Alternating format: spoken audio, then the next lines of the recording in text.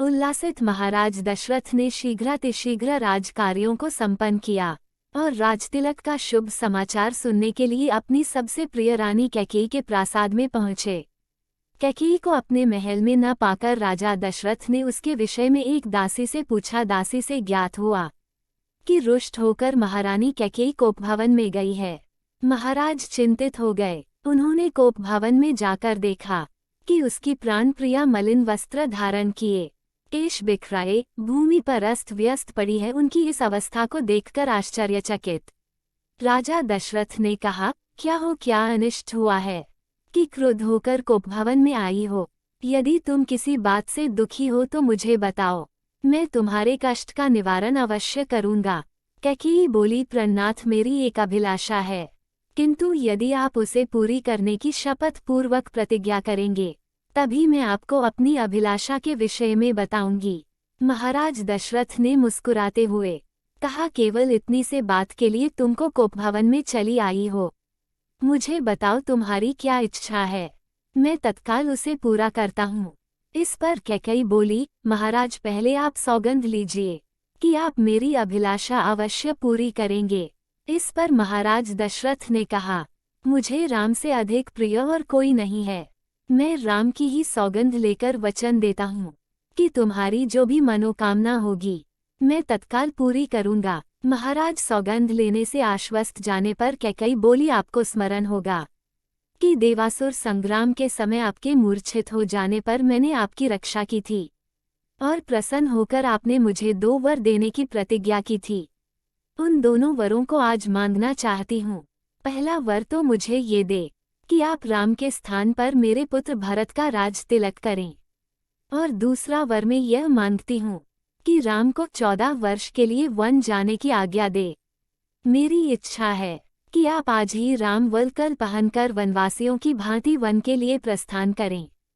अब आप अपनी प्रतिज्ञा पूरी करें, क्योंकि आप सूर्यवंशी हैं और सूर्यवंश में अपनी प्रतिज्ञा का पालन प्राणों की बलि देकर भी किया जाता है।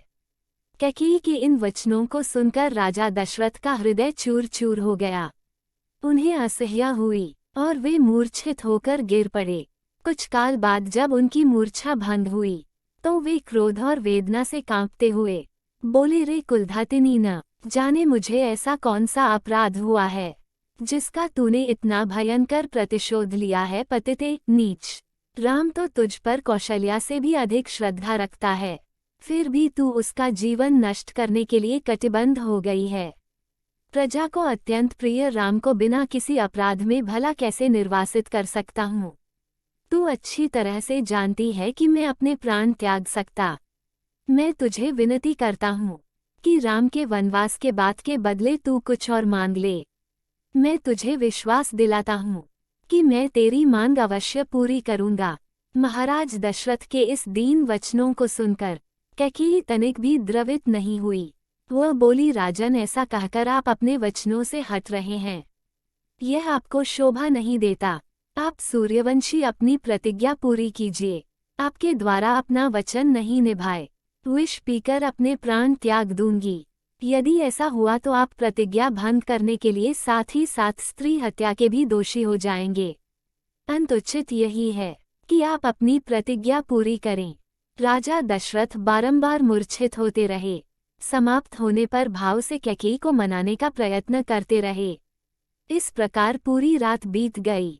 अंबर में उषा की लालिमा फैलने लगी, जिसे देखकर कैकेयी ने उग्र रूप धारण कर लिया और कहा, राजन, आप व्यर्थ ही समय व्यतीत कर रहे हैं। उचित यही है कि राम को वन जाने की आज्ञा दीजिए और भरत के राजतिलक की घोषणा करवाइए। सूर्योदय हो जाने पर गुरु वशिष्ठ मंत्रियों के साथ राजप्रसाद के द्वार पर पहुंचे और पास जाकर अपने आगमन की सूचना देने के लिए कहा। कैकेयी एवं दशरथ महाराज के पास जाकर कहा, हे राजाधिराज, रात्रि का समापन हो गया है और गुरु विशेष आगमन भी हो चुका है। आप शय्या त्याग कर गुरु वशिष्ठ के पास चलिए। सुमंत के इन वचनों को सुनकर महाराज दशरथ के पुण्य वेदना का अनुभव हुआ तथा वह फिर से मूर्छित हो गए।